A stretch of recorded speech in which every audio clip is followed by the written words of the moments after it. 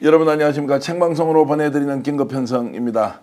헌법재판소가 오늘은 어떤 식으로든 윤석열에 대한 탄핵 선고일을 발표할 것이다 라고 했는데 아직까지 소식이 들리지 않고 있습니다. 취재를 해보면 자, 오늘도 선고일을 정하지 않는다. 그러면 내일은 선고일을 정하느냐? 그것도 잘 모르겠다. 차일피일 미루는 수준이 아니라 뭔가 큰 일이 벌어져서 아예 윤석열 탄핵 선고일을 잡지 못할 수도 있다. 그래서 문영배 헌재 소장권한대행과 이미선 재판관이 퇴임하는 4월 18일까지 미루어지는 거 아니냐라는 것이 단순하게 걱정 수준이 아니라 실제 그런 일이 벌어질 수도 있다라는 우려와 걱정이 매우 커지고 있습니다. 자, 그래서 민주당을 비롯한 야당이 이 상황을 어떻게 정리해 가야 할지 이런 질문에 제가 어제 오늘 민주당 국회의원들과 계속 통화를 해보고 있지만 뚜렷한 대안은 없다. 야, 이거 큰일 났다. 이재명 대표에 대한 항소심 무죄 이후에 뭔가 급속도로 상황이 정리되면서 윤석열 파면이 확정되고 또한 조기 대선이 눈앞으로 다가올 것이다 라고 했는데 전혀 딴판의 상황으로 벌어지고 있어서 많은 국민들, 민주시민들이 우려와 걱정 그리고 정말로 이건 아니다라는 목소리가 계속 나오고 있습니다. 이 내용을 중심으로 여러분들과 함께 긴급편성해서 자세히 다뤄보겠습니다. 오늘은 고발사주 사건의 핵심 공익자료였던 조성은 작가 나오셨습니다. 어서 오십시오. 안녕하세요. 조성은입니다. 자, 헌법재판소 분위기가 상당히 안 좋다. 우리가 일반적으로 예측하는 수준과 달리 뭔가 심각한 내부에 혼선이 있는 거 아니냐라는 이야기가 나오고 있습니다. 오늘 오후까지 취재를 해보면 그런데 자, 이런 상황 어떻게 바라보십니까? 먼저 헌법재판소는 사실상 이미 많이 지연이 됐다 이렇게 말씀들을 나누고 있는데요. 저는 더 늦어지면 안 되겠습니다만 4월 초까지는 오히려 어제 이재명 대표의 그 전부무죄 판단이 저는 어떤 큰 반향이 있지 않은가 그런 생각을 합니다. 왜 그러냐면 사실상 어제 이전에 이재명 대표의 재판과는 별개라고는 하지만 우리나라 사회가 굉장히 이제 분열이 되어 있고 굉장히 이제 대립이 되어 있는 과정에서 만약 헌법재판소의 파면 결정 이후에 이재명 대표의 유죄가 나왔다든지 혹은 이제 뭐 파면 결정 이후에 무죄가 나왔다든지 반대로 기각이 나왔는데 뭐 유죄 무죄에 따라서 굉장히 이 자체가 더 이제 사법적인 어떤 혼란을 야기를 시킬 수 있었는데요.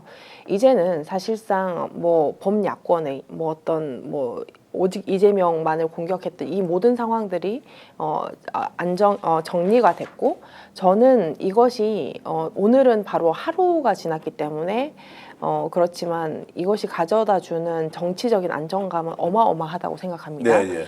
그렇기 때문에 저는 헌법재판소의 헌법재판소의 굉장히 이런 지연이 사실 저도 어제 이전까지는 매우 이 비판적이었는데 그래도 어떤 그러할 만한 이유가 있지 않는가라는 생각도 했고요. 그 다음에 이제 그런 생각을 합니다. 어떤 뭐 여러 가지 쟁점에 대해서 윤석열 파면이 확정적이지 않지 않은가. 그 다음에 이제 어떤 뭐 법리 싸움이라든지 혹은 뭐 탄핵 각하 기각의 대립이 굉장히 무르익지 않은가라고 해서 어떤 분들은 이런 추측도 하시더라고요. 예를 들면 이제 우리 선고일 같은 경우에도 사실 헌법재판관의 다수결로 결정을 합니다.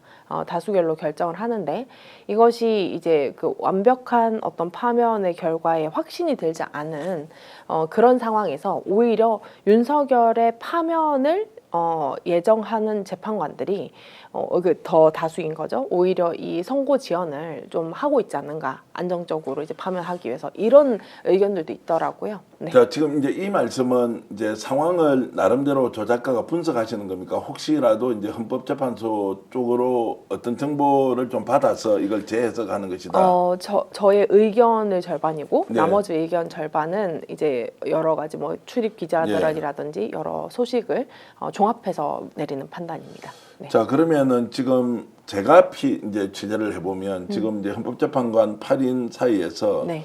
뭔가 이제 8대 0으로 일사천리로 가거나 7대 1로 정리정돈이 되는 상황이 아니고 몇 사람이 각하 의견, 쉽게 이야기하면 기각 의견은 현실적으로 낼 수가 없으니까 누가 보더라도 이게 네. 절차적 하자를 문제 삼아서 아예 각하 의견을 내면서 본인의 생각을 굽히지 않고 있다. 그러면서 결론이 안 나니까 계속 지금 평의를 하는데도 어떤 결과물이 없는 상태로 이렇게 지체되는 거 아니냐라는 이제 걱정을 하는 분들이 많거든요. 네. 그래서 이제 국회에서는 마흔역 재판관을 임명하라. 오늘 우리가 방송 전에 여러분들께 그 계속 보여드렸던 우원식 국회의장이 마흔역 재판관 빨리 임명하라라고 촉구하는 것도 네.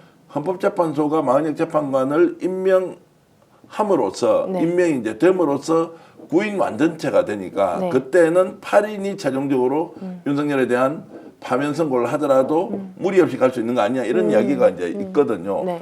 제가 이제 지금 여러 가지 시각으로 여러분들의 의견을 듣고 있는데 조 작가는 크게 우려할 만한 상황은 아니다라고 이렇게 보시는 거죠. 아니죠. 이제는 결단을 내려야 되는 시점이 네. 옵니다. 그리고 저는 이제 어떤 한 3가지의 부분 지점에서 우리가 생각을 해봐야 될 것 같아요. 첫 번째는 마흔역 재판관의 임명이 윤석열 파면과 연관되어 있는 부분과 그와 별개로 굉장히 오래된 위헌 상태의 지속을 해소하는 것. 이 네. 두 가지가 모두 합쳐 있는 문제입니다.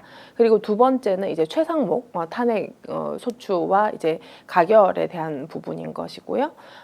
그 다음에 이제 윤석열 파면 이렇게 저는 독립적으로 이게 다 연결이 되어 있지만 다 독립적인 굉장한 헌법적인 가치가 있다고 생각을 하거든요. 그렇지만은 제가 판단했을 때는 그렇습니다. 이 4월 18일 이라는 이 날짜는 우리에게 굉장히 중요한 날짜입니다. 왜 그러냐면 4월 18일이라는 이 그 문형배, 이미선 이 두 분의 재판관들의 임기 종료는 대통령이 임명했던 이 헌법재판관의 임기 종료이기 때문에 이들에 대한 어떤 대행 또는 대대행의 또 헌법재판관의 임명이 이루어질 것인가 네. 라는 그런 부분에서는 굉장히 또 다른 굉장한 위법하고 위헌적인 요소가 이제 발생이 될 가능성이 굉장히 높습니다. 그렇기 때문에 저는 이제 그 최상목 권한대행은 사실상 어떤 경제부총리의 기능을 못했습니다. 지난달에 뭐 민감국가 지정도 한 2달 동안 몰랐고요. 그다음에 그 경제 상황 3개월 동안 최악이었고요. 그다음에 경제부총리 말고 어디 떡 매치러 가고 그다음에 어디 대통령 놀이하고 이런 부분들만 했지 사실상 이 어떤 그 행정적인 안정적인 기능을 주지도 못하면서 위헌적인 자신 특검만 8번 거부를 하고 마흔역 재판관 임명을 거부를 하고 어떤 그 여러 가지 이제 국회에 대한 어떤 기능을 무력화시키는 데만 집중을 했기 때문에 저는 이 한덕수 총리의 탄핵 기각과 별개로 최상목 탄핵은 반드시 해야 된다고 생각합니다. 네. 왜 그러냐면 이게 헌법적인 문제가 생깁니다. 네. 왜 그러냐면 이번 한덕수 총리에 대한 기각 판결의 이 부분입니다. 즉시 거의 하루에 이제 헌법재판관의 임명 관련한 이제 뭐 결정문이 거의 하루가 지나지 않아서 이제 그 한덕수 총리의 미래적인 발언에 대해서 이제 즉시 탄핵을 했기 때문에 이것에 대한 것들은 이제 파면에 이를 이유가 되지 않는다라는 결정을 했는데요. 네. 지금 최상목 권한대행은 명백하게 위헌 결정이 난 이후부터 한 달 이상의 지연이 있었습니다. 만약에 한덕수 국무총리에 대한 탄핵만 하고 만약에 이제 최상목 권한대행은 탄핵을 하지 않는다면 지금 상황에서 헌법은 어떤 결정이 내리냐면 대통령 혹은 대통령 권한대행이 무제한적으로 이 그 기한의 제한이 없이 네. 뭐 헌법재판관 임명이라든지 이런 것들을 무력화시킬 수 있다. 임기를 하지 않아도 위헌 파면이 이를 파면에 이를 정도가 아니다라는 그런 결정만 남겨 있기 때문에 최상목 권한대행이 탄핵으로서 그 기한의 제한을 딱 헌법 결정으로 남겨야 된다. 그래야지 우리나라 삼권 분립이 무너지지 않는다. 이렇기 때문에 저는 최상목 권한대행에 대한 탄핵은 단순히 어떤 정치적인 목적이 아니라 반드시 우리나라의 헌정 질서를 위해서도 그 파면 결정을 헌법재판소에 구해야 된다. 이런 부분입니다. 그렇기 때문에 이 내용들이 이 마은혁 헌법재판관 후보자의 어떤 임명에 대해서 지위를 빨리 해소를 할 수 있는 그런 것들이 이제 오늘 우원식 국회의장께서 요청을 했는데, 만약에 최상목 권한대행에 대해서 탄핵이 이뤄지지 않고 그냥 마은혁 재판관에 대해서 가처분을 인용을 해라, 이런 것들도 사실상 법리에 어긋나거든요. 그래서 저는 국회가 지금 윤석열 파면만이 아니라 지금 이 정권, 내란 정권, 내란 정당, 내란 정권, 내란 수계, 이 거의 삼각 트리오가 망가뜨리고 있는 헌법 질서라는 게 굉장히 곳곳에 있습니다. 네.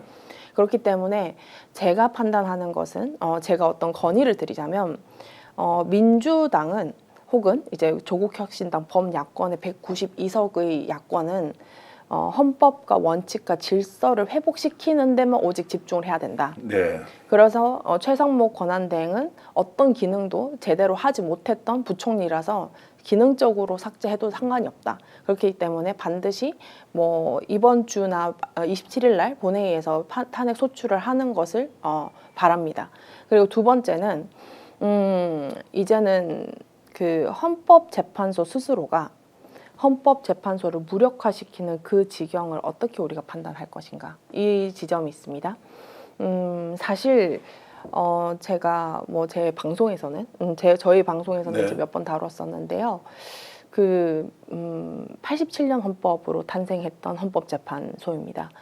헌법재판소라는 것이 어떻게 이제 87 항쟁 이후에는 더 이상 군부족제라든지 더 이상 어떤 내란이라든지 이런 것들이 아닌 어떤 특정한 독재자, 박정희라든지 전두환이라든지 헌법 위에 있는 그런 대통령 내지는 독재자로서의 치하가 아니라 헌법 그 자체로 이 국가 질서를 지배받게 하겠다라는 그런 목적으로 헌법재판소가 이제 설립이 되었는데요. 지금 이제 그 헌법재판소가 생기고 난 이후에 처음 맞는 내란입니다. 네. 처음 보는 쿠데타입니다. 그렇기 때문에 이것에 대해서 자신들이 적절하게 판단을 할 수 없다면은 사실 87년에 그 어떤 헌법재판소를 설립하고 했던 그 목적과 취지를 정면으로 왜곡시키는 것이 헌법재판소이기 때문에 헌법재판소의 사실상 존립 이유가 사라지게 되는 겁니다. 그래서 저는 이제 많은 고민을 하고 있는 것 같아요. 그리고 많은 국민들이 고통스러워하고 있고 두려워하고 있습니다. 네. 내란 수계가 돌아오는 상황을. 그렇기 때문에 저는 만약 내일 또는 월요일 3월 31일까지 헌법재판소의 탄핵 선고 일정을 만약 지정하지 않는다면 네. 저는 이것은 헌법 권한 안에서의 모든 권한을 다 활용을 해야 된다. 저는 강력한 구체적으로 어떤 겁니까, 그러면? 우리나라의 지금 그 대행 체제, 네. 국무위원회 대행 체제는 그 순서가 헌법에 정해져 있습니다. 그것은 이제 22의 중소벤처기업부 장관까지가 네. 국무위원회 이제 마지막 대통령 권한 대행으로서의 지정이 되어 있습니다. 그렇지만 지금 뭐 한덕수 총리가 3월 31일까지도 임명을 하지 않고, 예를 들면 이제 헌법재판소도 그 기일을 지정하지 않고, 만약 정말 임박해서 이 전체 무력화를 시키는 것은 더 큰 혼란이 생기는 거기 때문에 저는 3월을 넘기지 않는 고지를 하되, 전 국무위원 전체를 탄핵을 해야 한다. 탄핵해야 된다. 자, 그 정도의 결기가 있어야지 않는가. 그 정도의 그러면 판단해야 된다고 이제 생각합니다. 앞에 이제 종합적으로 설명한 것들은 충분히 이제 논리적으로 이해가 되고, 네. 구체적으로 어떻게 이제 헌법재판소를 다루어 갈 것이냐. 그렇죠. 윤석열 탄핵 선고일을 지정하지 않으면 31일 다음 주 월요일입니다. 그렇죠. 월요일까지 하지 않으면 아예 국무위원 전원을 탄핵해버리자. 네. 왜냐하면 뭐 5명이 뭐 5명 얘기를 하시는 분도 있고 뭐 그러는데요. 사실상 이 권한 대행이 이제 윤석열이 생각해 보십시오. 22의 중소벤처기업부 장관이 네. 권한 대행으로서 기능을 하게 되고 결국 4월 18일 날 임기에 임박해서 그렇다면 중소벤처기업부 장관이 자신이 스스로 헌법재판관을 임명하겠습니까? 윤석열의 대리인처럼 그러겠죠. 자, 그러면 이제 들어가 보겠습니다. 자, 네. 저는 그러면은 탄핵을 해버리는 선택을 민주당이 하자라고 네. 하면은 그 뒤에는 네. 정부가 없어지지 않습니까? 네. 자, 그러면 국회가 이 부분에 대해서 법적으로 권한을 행사할 수 있다. 자, 지금- 46 재판관 임명하고 헌법재판소가 계속 하라고 이렇게 이제 갈 수도 있다. 네. 근데 지금 아직 헌법상의 규정으로는요. 예. 권한 대행의 내용들이 국무위원까지만 이제 지정이 예. 되어 있기 때문에 사실상 이제 정부가 무력화가 된다면은 이제 곧장 이제 어떤 그 누구죠? 이제 국회의장이 할 수 있는가 이런 부분들은 어떤 상황 공백의 상황입니다. 예, 예. 명백하게. 하지만 저는 지금 우리가 마지노선 왜 우리가 헌법재판소에게 판단을 구걸해야 되는 겁니까? 네. 차라리 저는 가장 이제 이 지점들이 분노하는 것이 뭐냐면은 어떻게 보면 기각의 용기조차 없는 거예요. 네. 기각의 용기조차 없는 것이고 어떻게 보면 이 너무 명백한 파면 사유인데도 이것을 왜곡해서 이제 윤석열을 돌아오게 했다. 근데 그 돌아오게 하는 그 비겁함보다 더 두려운 것이 그것을 감당하지도 못하는 비겁함이 지금 네. 헌법재판소에 존재라는 네. 겁니다. 그렇기 때문에 이게 가장 큰 문제이고요. 제가 생각했을 때는 그러한 왜 그러냐면 이게 더 이상 어떤 오늘 일반 선고가 내려졌습니다. 뭐 헌법소원이라든지 그냥 법률에 대한 위헌 법률 심판이라든지 이런 그냥 굉장히 작고 소소한 학문적이고 학구적인 이런 것들만 헌법재판소가 판단을 하겠다. 네. 대통령이 자신의 권한을 남용하는 것을 넘어서 군대로 이 국민과 정치인과 모든 언론인들을 학살을 하겠다고 덤비고 있던 이 내용들이 계속 이제 발견이 되고 있는데 이 지점에서 정말 그 어떤 판사 8명 헌법재판관 말고 그냥 판사 8명이 이 나라의 명운을 쥐는데 그 비겁함으로 되어 있어서 이 나라가 엉망이 된다면은 그것은 저는 정치인들이 감당을 해야 된다고 네. 생각합니다. 선출된 권력인 그렇죠. 정치인들이 이제 그렇죠. 그렇죠. 감당해야 한다. 그리고 제가 제가 이제 저희 방송이나 여러 이제 뭐 인터뷰에서 밝혔습니다만 제발 그 단식하지 마라. 예, 예. 저는 우리가 더 이상 선의, 정의가 나약하지 않는 것을 보여줘야 된다고 생각합니다. 왜 그러냐면 192석의 압도적인 국회의 권력에 선출되어 있지만 국회의 192석 외에는 그 어떤 권력도 지금 우리에게는 없습니다. 그렇죠. 네, 그거입니다. 군권, 뭐 행정 권력, 경찰, 모든 뭐 어떤 뭐 이 우리나라의 일반적인 행정 질서 안에서 어떠한 권한과 권력도 존재하지 않는 것이 국회입니다. 네. 그렇기 때문에 그럼 이 권한을 갖고 있는 것은 오직 탄핵밖에 없거든요. 네. 그렇다면 헌법 질서를 되돌리기 위해서 헌법 권한 안에 있는 그 기능을 활용조차 할 수 없다? 그렇지만 저는 만약 헌법재판소가 이미 선을 넘었어요. 4월 18일이라는 그 임기 안에 더 이상 그 정말 헌법재판소 스스로가 이 기능을 스스로 무력화할 수도 있다라는 우려가 사실 직접적으로 우려가 생기는 이 와중을 왔다는 것은 저는 헌법재판소에게 그 모든 권능을 다 이 우리나라의 운명을 맡길 수 없다고 생각합니다. 그래서 네. 저는 그 국회의장 포함해서 이제 우리 그 192석이라는 이 국회가 나라를 위해서 뭘 할 수 있을까?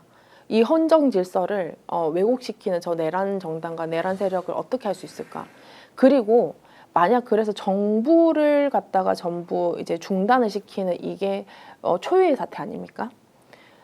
그 이후에 뭐 역풍이 분다 어떤 것들은 저는 그것을 이제 고민하지 않았으면 좋겠어요. 네. 왜냐하면은 정말로 저들은 전쟁을 생각하고 있습니다. 자, 그쪽은 전쟁을 생각하고 있다. 31일까지 다음 주 월요일까지 기다리고 되지 않으면 아예 정부를 무력화시키기 위해서 장관들을 일거에 다 탄핵을 시켜버리고 6개월 동안 직무 정지시킨 상태에서 네. 국회가 중심이 되어서 또 국회의원들이 선출된 네. 권한 위임자로서 네. 뭔가 정치적인 행위를 해야 한다 이제 이렇게 보신 거고. 네. 자, 이 순간에 제가 이제 구체적인 질문을 하나 드리겠습니다. 네. 한덕수 대통령 권한 대행이 네. 오늘 국회의장이 저렇게 이제 요구를 하고 네. 야당에서 지속적으로 마은혁 재판관을 임명해라. 또 한 명 더 있습니다. 대법관도 지금 임명하지 않고 있어요. 맞습니다. 마용주 대법관에 대해서도 임명을 하라고 하는데 자, 그러면 헌재에서 이제 탄핵이 되지 않았어요. 인용이 안 되고 위헌 위법한 것은 있지만 그래도 탄핵에 이룰 만한 사유가 아니다라고 해서 살아왔기 때문에 임명을 안 해도 된다. 왜냐하면 그렇다고 하더라도 내가 파면되지 않는다라고 하는 논리를 가지고 버티고 있단 말이에요. 네. 한덕수가 임명을 할 것이냐 안 할 것이냐 첫 번째. 두 번째 네. 하지 않는다면 한덕수를 강제하는 방법은 뭐가 있겠느냐 이제 이런 말씀에 대해서 좀 답변을 해주시고요. 많은 분들이 지금 조성은 작가의 말씀에 동의를 해주고 계십니다. 자, 프리지아님 옳다, 옳소, 하트리님은 민주당이 들어야 할 내용입니다. 독립군님은 진짜 해도 너무 한다. 지금 모두가 속고 있다. 배석기님. 그리고 하루에 국고 손실이 지금 8조 원 정도 된다. 아마 네. 이제 국민총생산이 줄어드는 것이 맞습니다. 이 정도 된다고 굉장히 오르골양이네 TV님께서 주셨고요. 헌재 업체고 국민투표 방식으로 하자.謝달님. 자, 신나리님은 이 나라 국민을 망하게 하고 있는 헌재. 마봉목님은 국회가 움직여야 한다.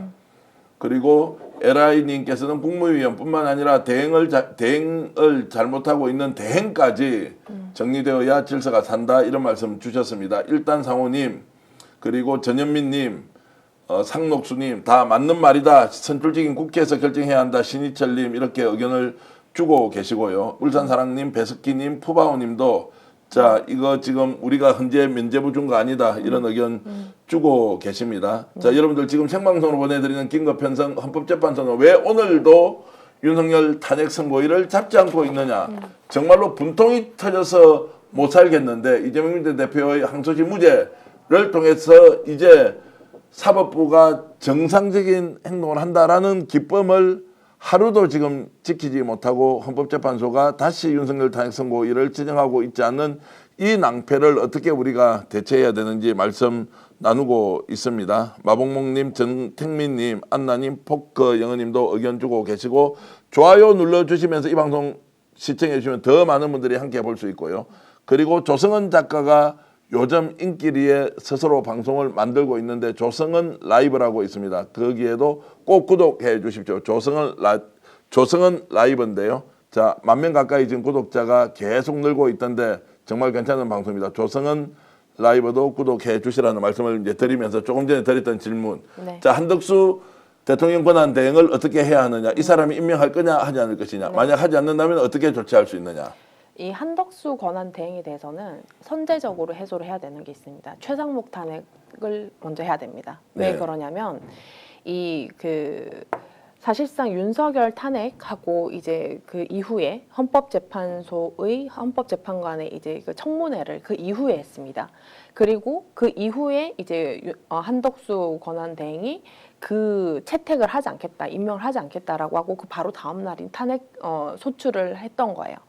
근데 제가 말씀을 드리는 것은 이것이 아까 뭐 대법관의 임명까지 미루고 있다라고 네. 하는데 지금 제가 방금 전에 드렸던 말씀이 이것은 반드시 최상목 권한대행의 탄핵으로서 헌법재판소의 결정을 내려야 된다. 왜? 네.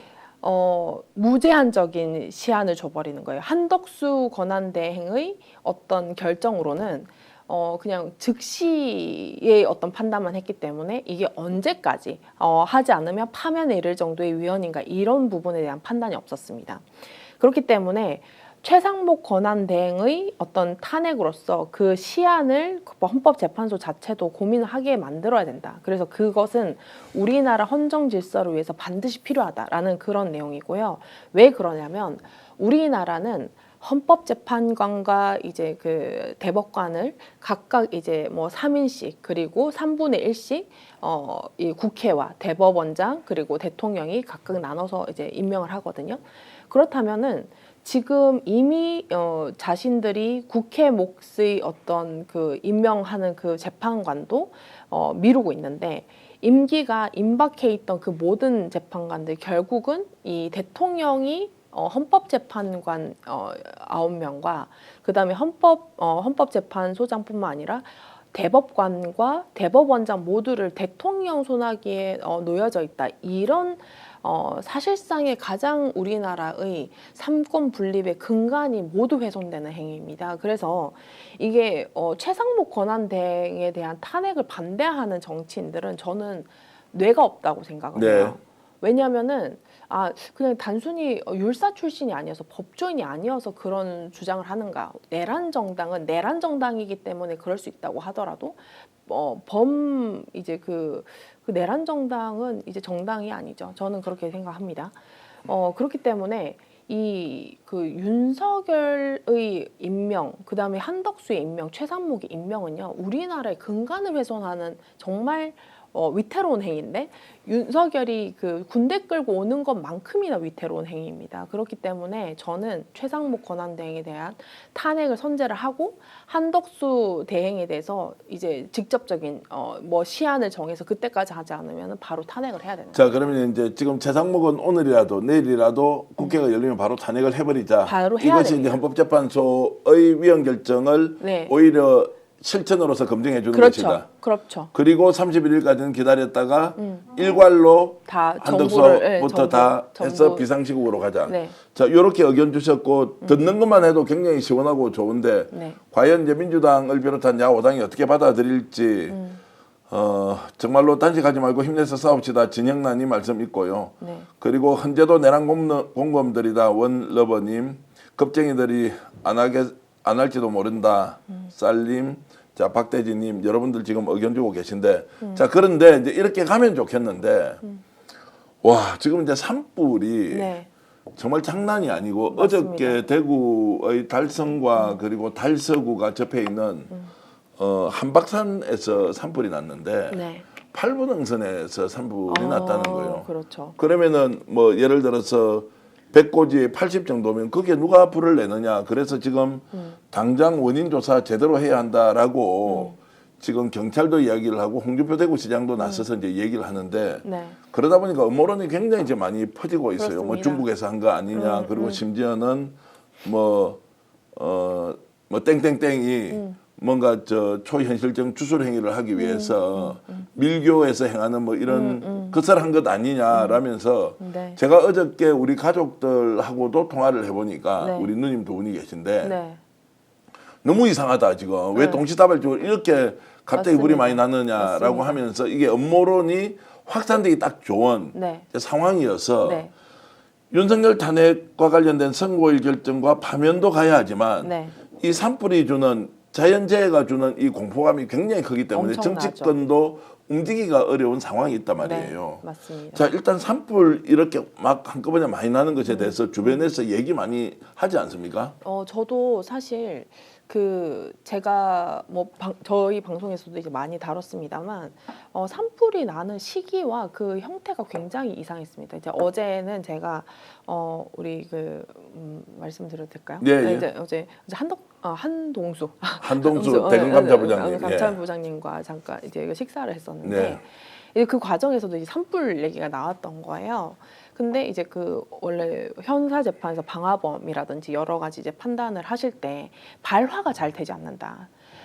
마른 장작도 사실상 우리 불을 피워보셔서 알겠지만은 살아있는 나무에 그냥 불을 지른다고 그게 불이 잘 붙지 않습니다. 네. 그리고 우리가 기억을 하실 것이 이 첫 발화가 됐던 것이 어떻게 보면 21일부터였어요. 이제 21일부터로 제가 기억을 하는데 그 전주 주말에는 50cm 가까이 눈이 왔습니다. 특히나 이제 그리고 그 전주의 주말에도 네. 제가 저도 이제 본가에 경북과 대구에 다녀왔는데요. 네. 그때 뭐 추풍령과 거기에서 눈이 엄청 많이 와가지고 이미 땅이 굉장히 이제 그렇게 건조하지 않는 상태란 말이에요. 예. 그래서 이 상황에서 그리고 어제도 단순히 뭐 실화를 했다고 해가지고 그렇게까지 규모 있는 불이 지금 발생할 네. 수가 없다. 그리고 어떻게 보면 헝겊이라든지 아니면은 뭔가 이렇게 발화를 위한 적극적인 어떤 화기에 대한 어떤 만진 것 혹은 네. 불을 낸 것 이상은 행위가 되지 않으면은 저렇게까지 바람이 좀 분다고 해서 저렇게 온 산과 지금 경북 지도를 보시면은 아시겠지만 거의 다 탔어요. 예, 예. 거의 다 탔어요. 그리고 이제는 어떻게 보면 지금 대구를 넘어서 지금 전라도의 지리산맥까지 이제 넘어가고 있고 어제는 저도 이제 그 파주 근처에서도 이제 불이 났고요. 지금 사실상 곳곳에서 지금 불이 나고 있는데 저는 이게 기획적이고 굉장히 의도적인 방화가 아닌가라는 저도 굉장히 큰 의심을 하고 있습니다.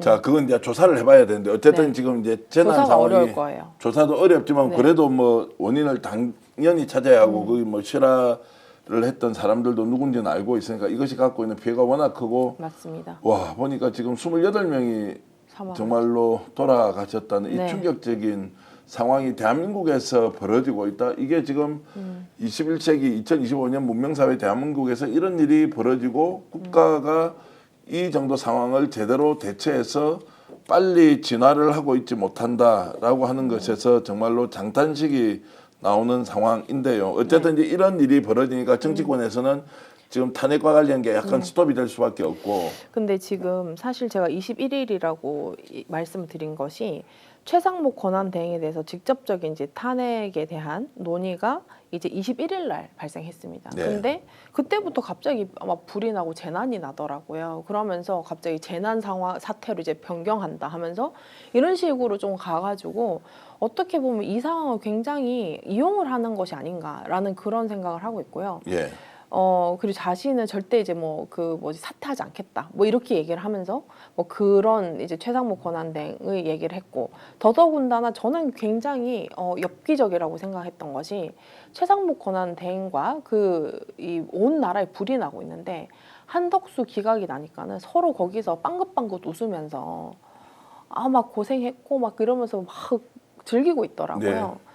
그래서 이 상황은 자신들의 어떤 모면을 위해서 정치적인 기회로 삼은 것이 아닌가라는 그런 엽기적인 모습을 제가 기함을 했고 예.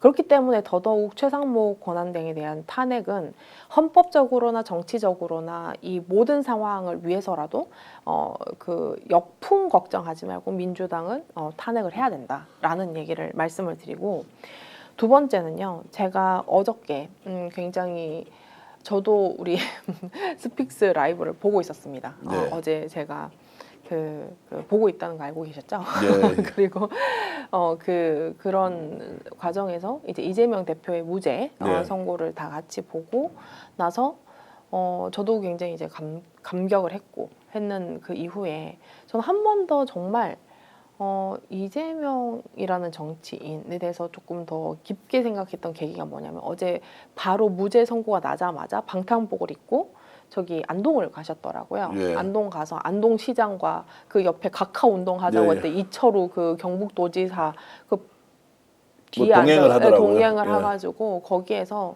이제 이재민들 굉장히 그 절망에 빠진 그 분들한테도 막 좀 부탁도 드린다고 하니까는 여러분들이 올해 세금 내고 나라의 그 주인인데 그걸 부탁하실 필요가 없다 네. 이렇게까지 얘기를 하시면서 안정을 시키고 있더라고요. 예. 그게 행정부에서 안정을 시킨 겁니까?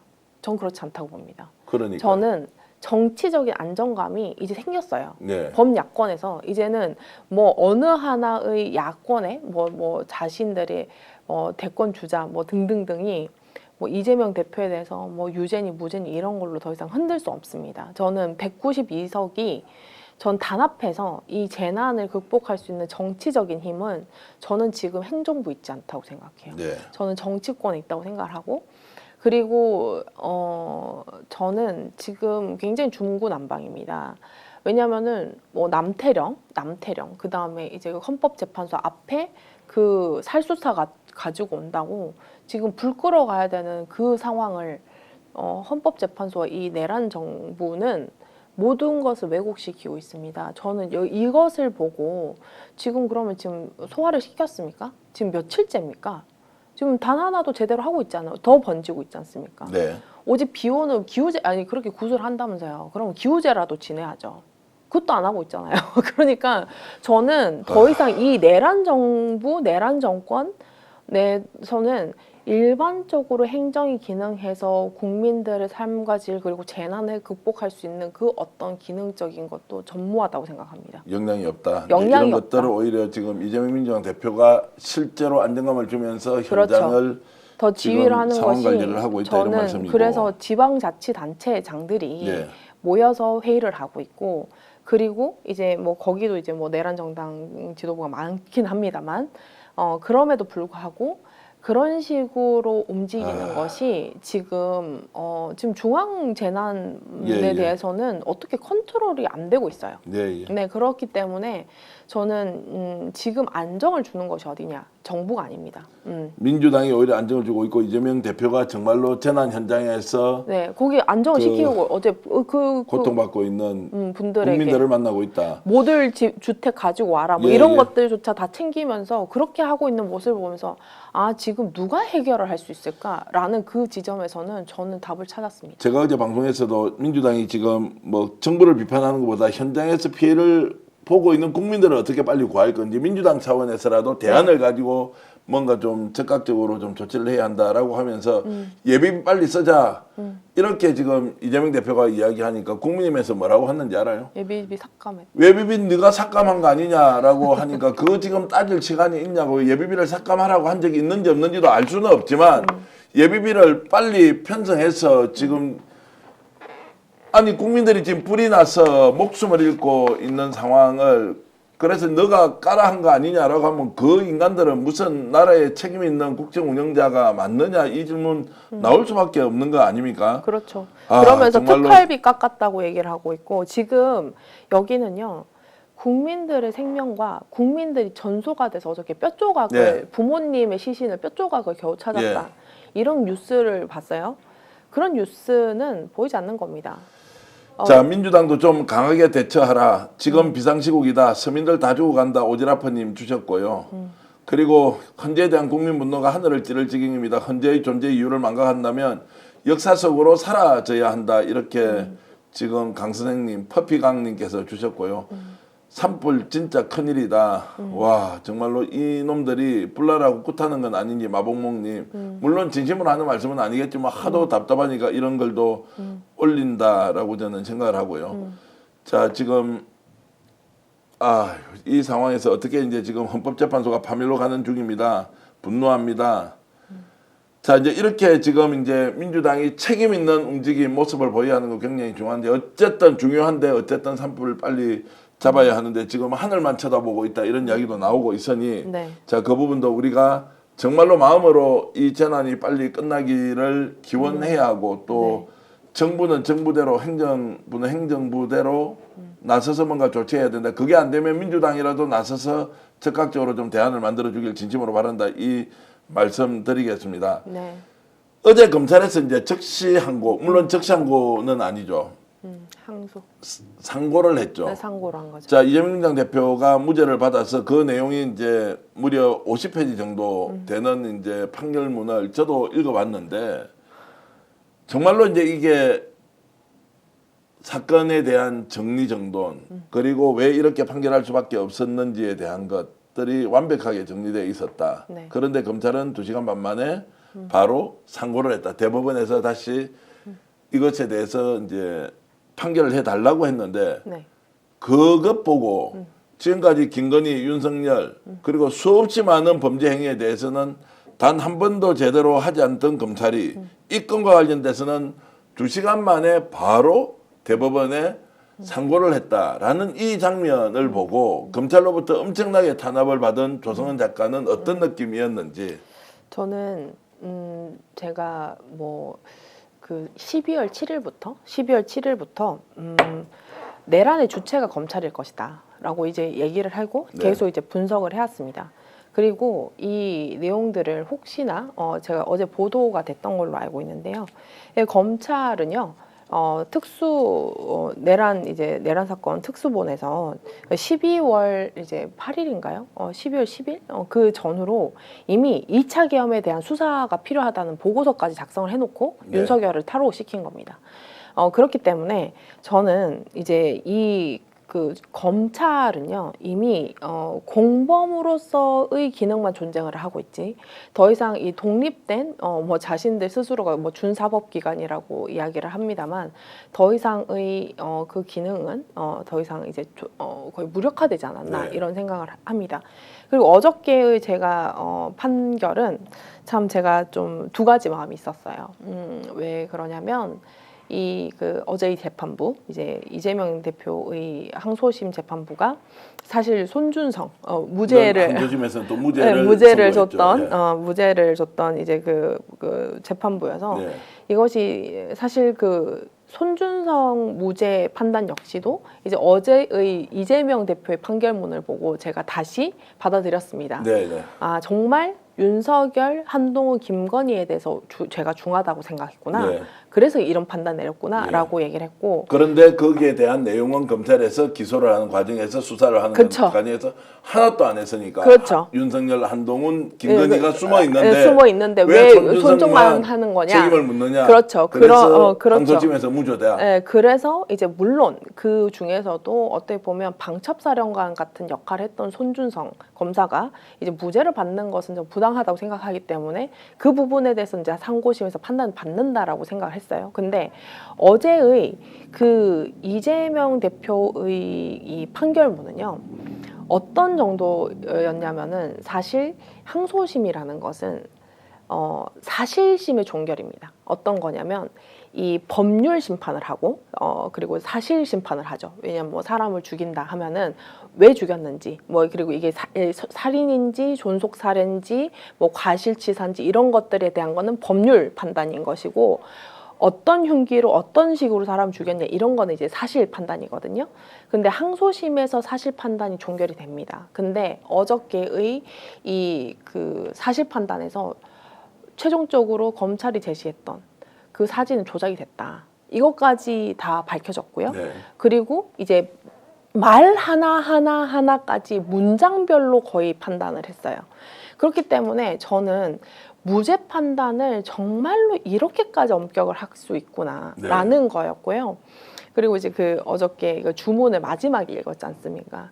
그래서 저희 어제 그 어머니와 통화를 하는데 왜 이렇게 그 유죄인지 무죄인지 늦게 읽냐라고 하니까 제가 이 정도 판단은 천천히 한 줄씩 다 읽어야 앞에 왜 다 듣지. 다 들으라고 한 줄씩 다 그렇게 읽는 것이다라고 하니까 그럴 수도 있겠네라고 말씀하셨어요.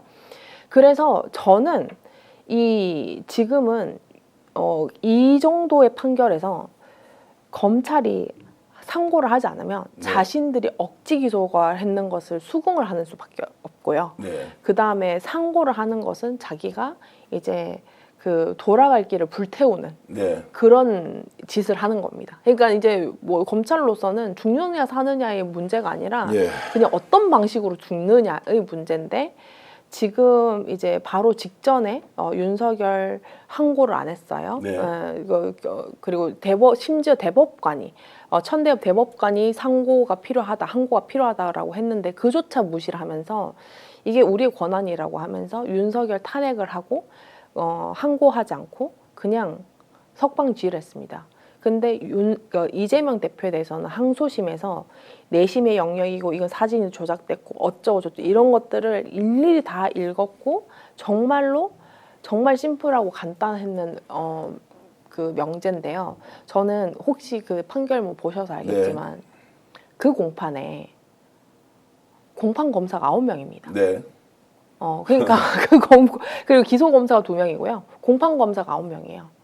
그러니까 저는 정말로 너무 형편이 없구나. 그래서 뭐 상고를 하겠죠. 근데 이제는 항소심에서 조작 증거로 다 이렇게 무죄가 났기 때문에 네. 대법원에서는 어떤 뒤집을 수 있는 여지가 없을 겁니다. 네. 자, 하나 더 확인해드리면 검찰에서 이재명 공직선거법 위반 20무죄에 상고를 했다라고 했는데 상고할 것이다라고 했고 네. 조금 전에 실제로 대법원에 상고를 했다라는 이제 소식이 있어서 저희들이 속보를 달아서 여러분들께 이제 알려드렸습니다. 네. 조선 작가하고 이렇게 얘기를 해보니까 많이 달라지고 있다. 조선 작가가 엄청나게 이렇게 내적으로 또는 이제 그 특정한 사안에 대해서 전문성이 네. 깊이도 있고 넓이도 아주 많이 넓어지고 있다. 이런 생각이 감사합니다. 좀 들었습니다. 대단하신 그리고 훌륭한 이제 지성인이 한 분 탄생하고 있구나 이런 생각을 했고요. 김영필님, 이계철님, 최달님, 최성은님, 그리고 미러님, 피노키오님, 예 고맙습니다. 자 지금 이제 검찰이 사람이냐라는 이제 말씀도 피노키오님이 해주시고요. 프리지아님, 코지 체얼스님, 예 고맙습니다. 6월의 기영님, 그리고 똘끼님 이렇게 방송 들어와서 함께 하고 있는데요. 자. 제가 조성은 작가와 관련돼서 여러분들께 홍보 하나 해드리겠습니다. 지금도 그래도 3천 몇백 분이 들어와 있으니까 와, 이 시간에 감사합니다. 엄청 많이 들어와 있습니다. 본인도 방송하다 보면 알지만 200명, 300명 들어와도 대단하지 않습니까? 저는 압박이 느껴지더라고요. 그래서 조성은 라이브가 지금 매일 밤 9시. 9시부터 이제 네. 방송을 하고 있는데요. 여러분들 조성은 라이브 지금 유튜브 채널 조성은 라이브 이렇게 후원 계좌까지 같이 이렇게 공개를 해드리는 이유가 와, 감사합니다. 좋은 채널 좀 함께 키워보자. 조성은 라이브 구독 일단 감사합니다. 해주시면요. 지난번에 저희들 방송할 때 한 번 네. 한 뒤에 그래도 와, 2배가 됐습니다. 예, 뭐 이렇게 이제 많은 분들이 구독을 해주셨고 오늘도 이 방송 보신 분들 조성은 라이브 괜찮은 방송이고 이런 개인 유튜브 채널이 국민들과 함께 더 많은 정보를 속속들이 그리고 깊이 있는 대화할 수 있는 게 정말로 많아져야 한다는 이런 일념을 저희 스픽스는 가지고 있기 때문에 조선을 라이브 꼭 구독해 주시라는 말씀 이제 드리겠습니다. 좀 더 기쁜 소식, 어제 그렇게 정말 감격의 눈물을 흘리던 이재명 항소심 무죄 선고가 딱 하루만 지나고 헌법재판소가 완전히 다른 마음을 먹고 국민들과 민심과 동떨어진 행동을 하고 있는 것 아니냐라는 걸 보면서 다시 우리가 열심히 좀 싸워야 한다. 끝까지 흔들리지 말고요. 대한민국 민주주의 우리가 지킬 수 있습니다. 여러분. 맞습니다. 땡땡님 고맙고요. 핫듀님도 고맙습니다. 햇별이님은 구독했다고 이렇게 올려주셨는데 감사합니다. 고맙습니다. 김대성님도 구독해야지요. 그리고 헌재가 정치질을 하고 있습니다. 솔림님, 사법 캐러텔이 헌재까지 오염시켰구나. 피터님 이렇게 의견 주셨습니다. 여러분 이렇게 방송 시청해 주셔서 감사하고요. 믿을 수 있다. 더 착한 보험 제 오른쪽 화면 왼쪽으로 나오고 있습니다. 1644-1236인데요. 여러분 혹시 보험 설계 과정 상담이 필요하다면 더 착한 보험 연락해 주시고요. 또는 지금 현재 들어있는 보험 마음에 들지 않는다 아니면 내가 제대로 가입했느냐 아니냐 궁금할 때는 정말로 스픽스 정계환 이름으로 전화했다고 1644-1236 연락하셔서 상담받으면 정말로 똘똘한 청년들이 제대로 된 보험 상담하고 있습니다. 010-7612-3303 카톡이나 문자 남겨주시면 언제라도 리콜 해준다는 거 아시고 더 착한 보험 이용해 주시면 고맙겠습니다. 조성은 작가 이렇게 나와주셔서 감사드리고요. 너무 감사합니다. 자, 힘들지만 좀 더 참고 우리가 원하는 대한민국 만들어 가겠습니다. 시청해주신 여러분 고맙습니다. 감사합니다. 스픽스가 말하는 언론입니다. 대세는 유튜브, 그중에서 스픽스. 좋아요, 댓글, 구독, 알림 설정. 여러분이 저희를 사랑해 주시고 우리가 여러분을 사랑하는 4가지 방법입니다.